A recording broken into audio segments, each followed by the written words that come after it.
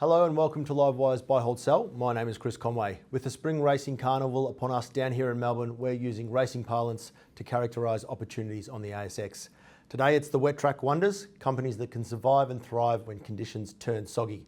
Joining me trackside is Marcus Ryan from Yarra Capital Management and Nick Pashias from Antares. All right, gents, before we talk stocks, a couple of questions. Nick, I'm going to come to you first. What traits are you looking for in companies that can weather the tougher conditions? Yeah, I guess in terms of revenue, if we start there, you want recurring revenue streams that are non-discretionary in nature so that consumers need ideally often and can't do without. So think food, think telcos, think utilities, if they're regulated, even better. So they're kind of the top level attributes. You obviously want something that has a variable cost base, so if your volumes do fall, your costs also fall as well. And then key to all of it all is the balance sheet. But I just want to make two distinctions on the balance sheet because it's not just about the debt and the debt coverage, that's clear, but what's often missed is liquidity. So let me try and explain that a little bit because it's the amount of cash you can put your hand on easily and quickly. So if the planes stop flying or your customers can't come in because of COVID, you can still pay your salaries, you can still pay for the power to come on. And we've seen a number of companies come unstuck. So you might not have any debt, but you've got no liquidity, and that's a problem. Right. So it's a number of those things that we look for. Very important, yep. Marcus, which sectors typically thrive when conditions turn a little bit soggy? Chris, what we've observed over time is it's typically those defensive sectors that perform best in tough economic conditions. So over time we've observed that, and really building on some of Nick's points, we might see that in the consumer staples sector. Think food, groceries, think Coles, Wesfarmers. We'll also see this in the utilities space, think gas, electricity, Stockwise, Origin, APA. Healthcare, another sector, could be blood, plasma products for CSL, or private hospitals in Ramsay. And then gold and precious metals is probably the final sector just to call out, where investors historically have sought some safety in that space. Gents, you both referenced food and the importance of staples. So the first stock that we're going to run the ruler over in terms of our wet track wonders is Woolworths. Marcus, everyone knows Woolworths, but it did have a pretty tough reporting season. Again, it was down sharply on the results release. Buy, hold or sell for you? Woolworths for us is more of a hold at current levels. The first point we'd talk about is still margin susceptibility. So as many people would be aware with the supermarkets, they are low margin businesses, around 5%. But what we continue to observe is persistent cost inflation, labour cost inflation. And I think one of the things we learned out of the last result is when sales come under pressure at only 2% like for like, your EBIT can go back double digit in that environment. The second point to call out is the risk of Woolworths needing to respond with some degree of extra price investment to get back in the game against Coles. It's quite interesting, but the Woolworths underperformance to Coles now actually extends pretty much over the last 18 months. So that sits out there as a potential risk. Two final points just to call out: competition and mix. One of the things we're observing is some of the, particularly around packaged goods, just other competing formats. That might be Chemist Warehouse, that might be Amazon. And with respect to the sales mix, online sales, that is helpful from a sales perspective. It also does present a margin headwind. So Woolies, Chris, trading on about 20-21 times earnings. That's historically speaking not demanding. We're still quite cautious around the earnings growth, so would prefer alternate defensive exposures. Makes sense. Nick, Woolies down around 18% over the last 12 months, trading near 52-week lows. Is it starting to present value for you? Buy, hold or sell? Yeah, it's a buy, notwithstanding everything that Marcus just spoke about, which are all valid risks to the investment case. But when we look at Woolworths, it's not that the business is impaired, it's the execution that's gone wrong, and that is fixable. So Woolworths still has a great brand, it sells 30% more groceries than Coles, it has a great network, but they've just executed poorly. They've taken their eye off the ball, off the key supermarket business, and they've paid a very heavy price. But that is now in the share price. So Amanda has all the ingredients that she needs to improve the business. It's an execution story. We think it's the negatives that Marcus spoke about is in the price, but it's up to them. They need to rebuild credibility. Next up, we're going to talk about protective equipment maker Ansell, famous for its latex gloves, of course, but it has expanded its equipment over the years.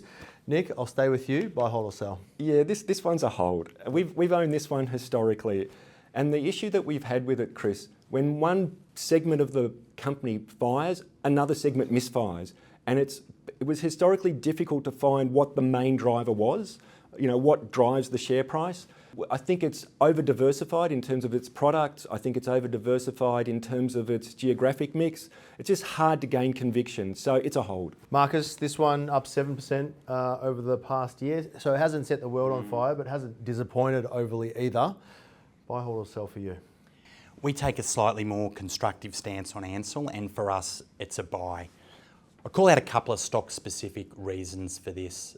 The first is around the non-discretionary nature of its products, selling into the healthcare market. Think about a lab, for example, or selling into industrial settings. So think, an auto factory in Germany. We like the industry structure. We think that's actually getting better over time. And we observe this through some of Ansell's peers, that when they're also experiencing input cost inflation, we're seeing the industry actually being able to offset that with higher pricing, which is quite pleasing. Company specific, we like the flexibility and the diversity within Ansell's manufacturing supply chain. The fourth point would be on management execution. So we actually think in the last number of seasons, that's actually got better with this group. And I think the point Nick raises is a really good one. I think historically there's been some patches there. I think we've grown to a greater confidence in the management layer in the organisation.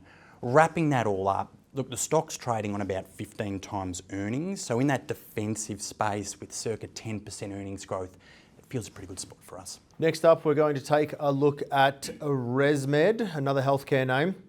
Of course, the sleep apnea device maker. It was rocked in mid-2023 when GLP-1 drugs hit the market. Marcus, I'll stay with you. Buy, hold or sell? ResMed for us is a buy. It's a strong buy. It would be our leading defensive healthcare name in the portfolio today. The opportunity in ResMed today, I think it still sits around this lingering concern of the GLP-1 weight loss drugs that have now been in the marketplace for some time. But we do feel as if that still sits out there as a risk. What we find really fascinating is we do channel checks all the time. We talk to prescribing clinicians in some of ResMed's biggest markets like the US. And what we're getting back from that is indeed ResMed are doing a great job at growing the funnel. Now that's a fancy term for saying getting more potential patients to be diagnosed with sleep apnea, and then ResMed helping to hold their hand onto CPAP treatment. So we like the outlook for ResMed.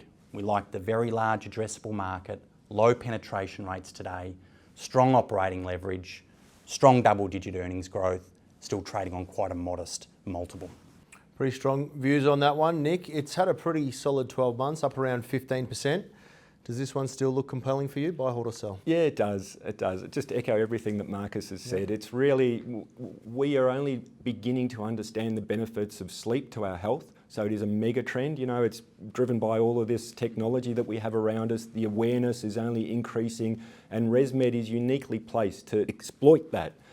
They've got this chart in their presentation pack which shows 1 billion people have sleep apnea, and then you need a microscope to go and find the number of connected devices that they have, which is 22 mil. Right? Yeah. So it's massive. The opportunity is huge. There is a competitor. They're just on the sidelines at the moment.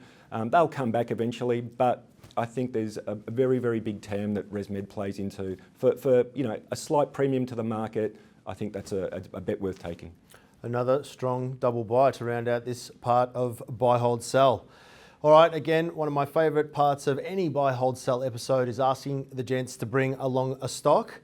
I've challenged them today to think about a stock that they might look at slightly differently if the rains came just before a big race. So they don't necessarily have to want to throw it out of the portfolio, but if things slow down, GDP slowed, economic conditions change a little bit, they might just look at it slightly differently.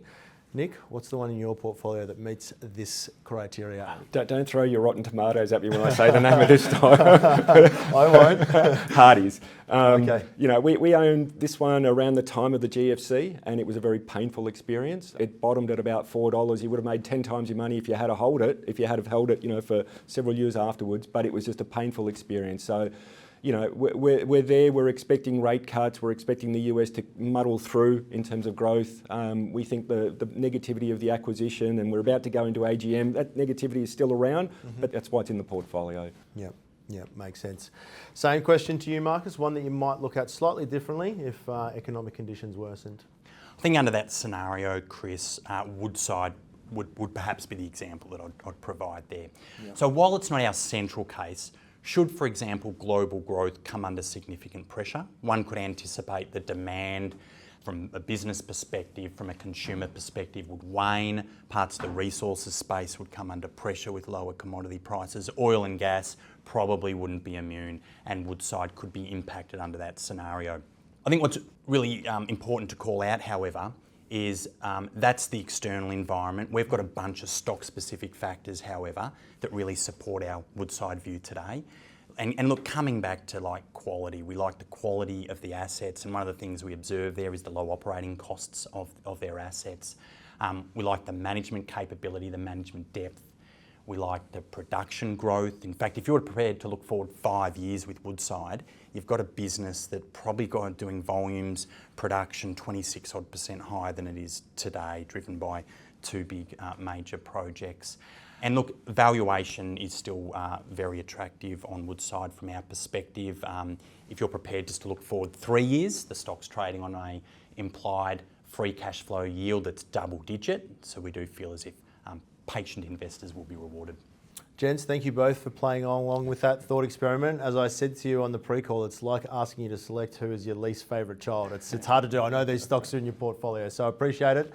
If you enjoyed this episode of Buy, Hold, Sell, make sure to give it a like, and don't forget to follow our YouTube channel. We're adding lots of great content every single week.